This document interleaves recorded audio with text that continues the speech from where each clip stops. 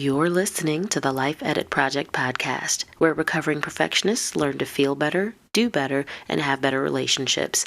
I'm your favorite life coach and podcast host, Coach Elizabeth, and today we're going to talk about the single most important mindset shift you need to make if you really want to move past your perfectionism.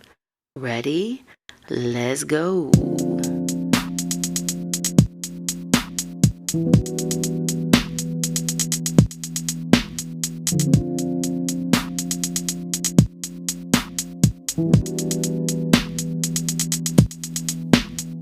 Good day, good people.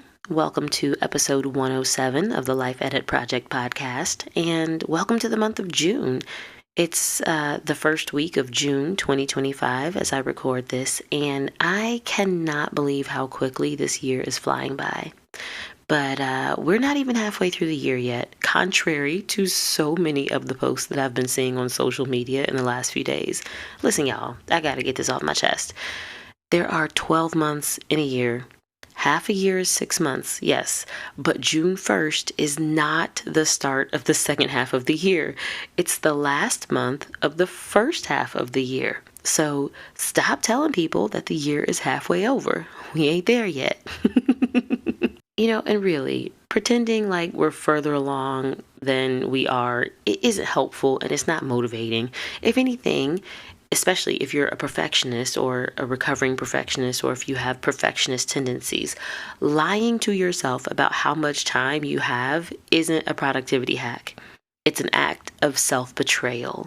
Think about it. You tell yourself that you have less time to reach some arbitrary goal because you think that you need artificial urgency to get your butt in gear. You're deciding in advance that you can't count on yourself to just do the thing when it's time. And you probably think this way because somewhere along the way, you feel like you let yourself down. Maybe you did that a bunch of times, and so now you don't trust yourself. You betrayed yourself back then, so now you betray yourself in advance to avoid feeling disappointed in yourself. You know what? That's not even where I plan to go in this episode, but I think it's actually super relevant to my actual topic. So let's stick a pin in this idea of self-betrayal, and we're going to circle back around to it. Today, though, I want to talk about the one critical mindset shift that everyone needs to make if you really want to break free from perfectionism. And here it is. I'm not going to tease you. We're going to get right to it. You have to stop believing that perfectionism is your friend. You gotta stop believing that the perfectionism is working for you and giving you an edge, because it's not. And listen, I hear you. Maybe you're like, that's not me. That's not how I'm thinking. You're listening to this podcast because you already know that perfectionism is holding you back and you want out. And sure, you might feel that way right now, but if you actually start doing this work, you're gonna run into this wall eventually. And I know because it happens with every single client I've ever worked with. Sometimes we get there early, sometimes it's weeks or months down the road before it comes up, but it always comes up. And so I've gotten really good at spotting it. And this mindset, it can show up in a lot of different ways, especially, depending on the type of perfectionism personality that you have. But I can always tell when someone is drinking the Kool-Aid and they've convinced themselves that perfectionism is their friend, because here's what they do. When there's something about themselves that they're proud of, they give credit to their perfectionism, or they're really attached to calling themselves a perfectionist. Let me give you an example. It's really common to hear people talking about being super organized or really tidy or even very punctual, and they attribute these characteristics to perfectionism. I'm such a perfectionist about keeping my house clean. I'm such a perfectionist when it comes to organizing my closet. I'm a perfectionist about getting everywhere on time, right? When people talk like this, they're tooting their own horn and they're calling out a trait or an achievement or a habit that they think is admirable. And that's cool. That's awesome. There's absolutely nothing wrong with that, right?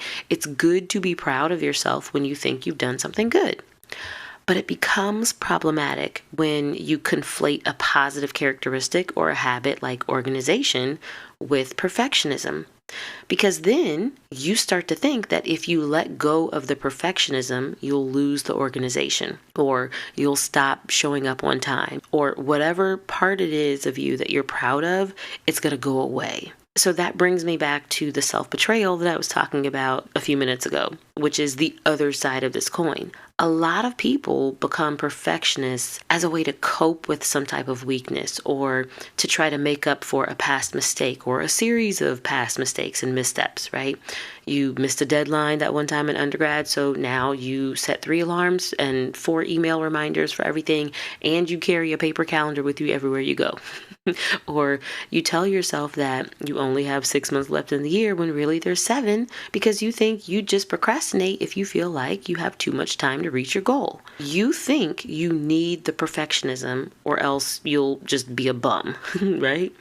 So whether you think the perfectionism is the key to the good parts of you, the parts of you that you like, or whether you think perfectionism is the stick that you need that keeps away the bad parts of you. What these two mindsets have in common is that you think the perfectionism is helping you, but it's not.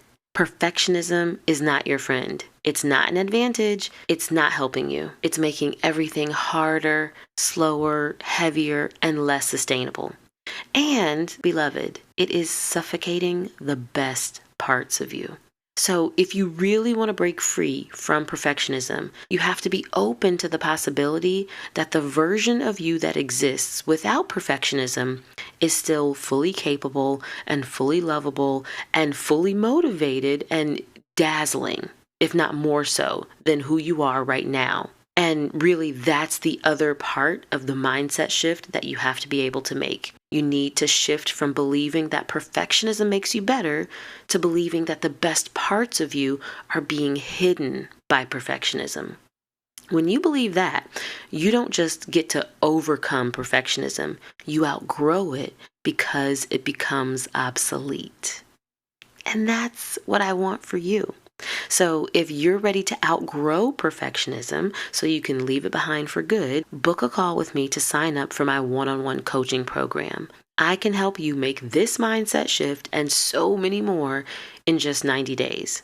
If you want to learn more, visit the link that's in the show notes to get on my calendar, and let's do this like Brutus.